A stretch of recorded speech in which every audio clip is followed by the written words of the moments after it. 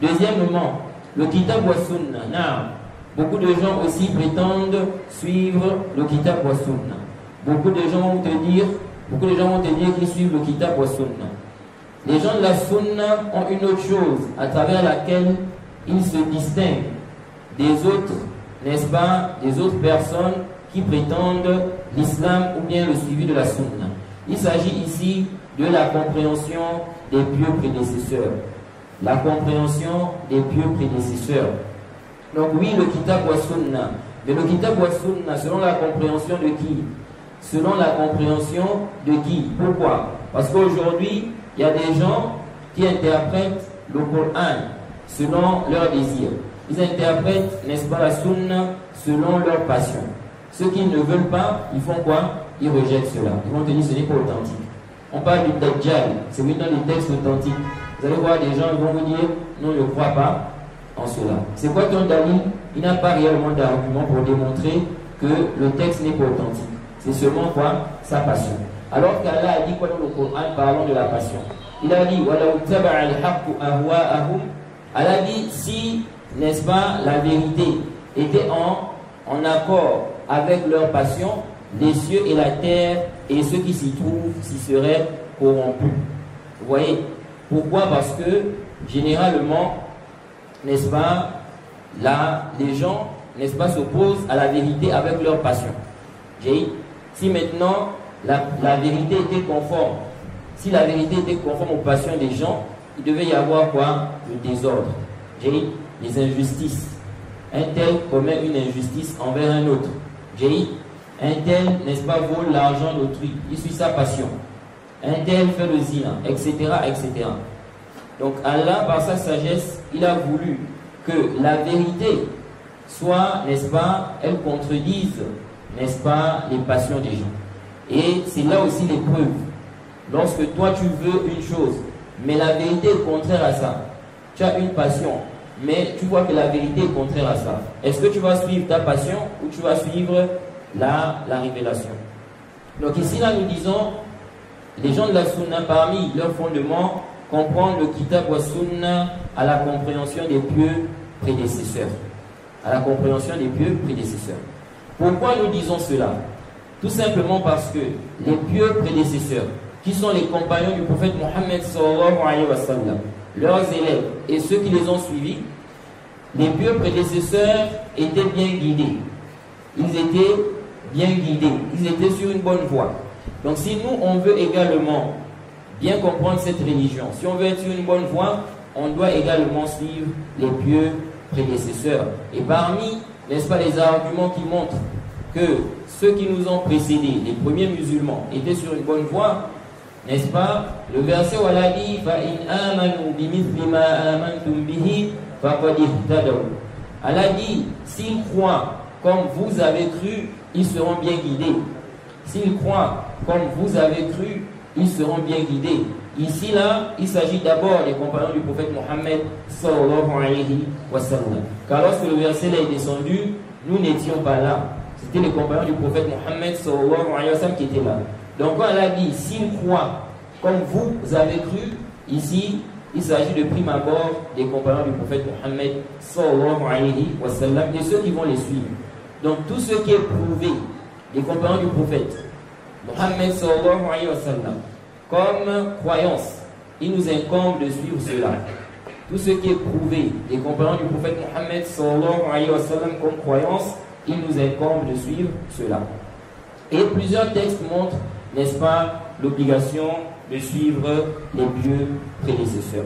On ne va pas tirer sur ce point-là. Mais j'aimerais rappeler un point ici, par rapport à cette question du suivi des salafs. Qu'est-ce qu'on entend ici par la compréhension des salafs?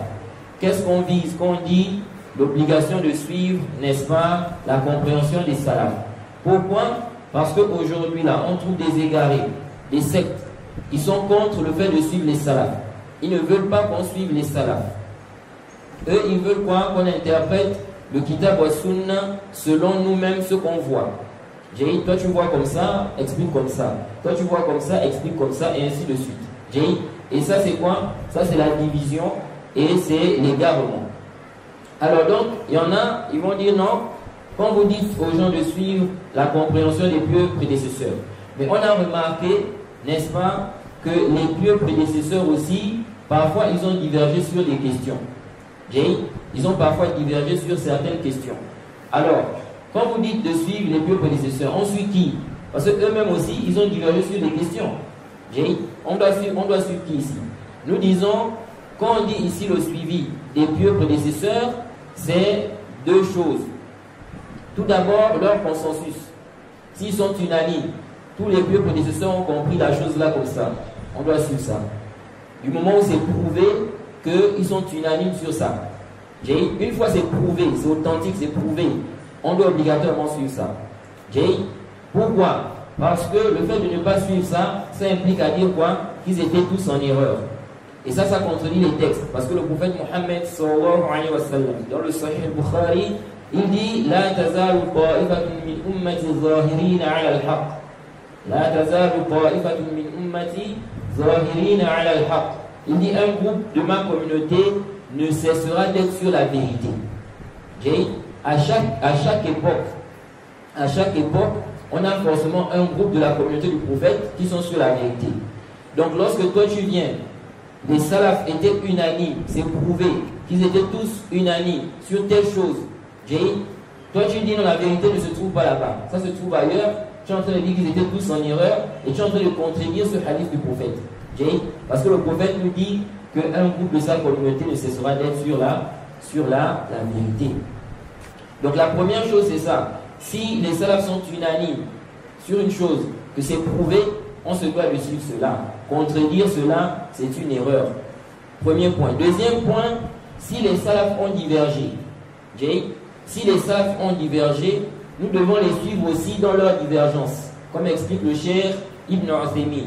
Il dit suivre les salafs aussi dans leur divergence. Ça veut dire quoi suivre les salafs dans leur divergence? Les salafs ont divergé en 2-3 paroles sur un sujet. Certains ont dit la chose est interdite. D'autres ont dit c'est autorisé. D'autres ont dit c'est makruh, par exemple. Alors ici là, on doit les suivre aussi dans cette divergence. Ça veut dire quoi les suivre dans cette divergence?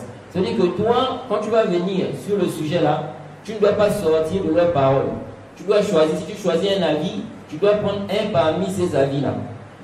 Soit tu prends la position de ceux qui ont dit que c'est interdit, soit tu prends la position de ceux qui ont dit que c'est déconseillé, soit tu prends la position de ceux qui ont dit que c'est permis.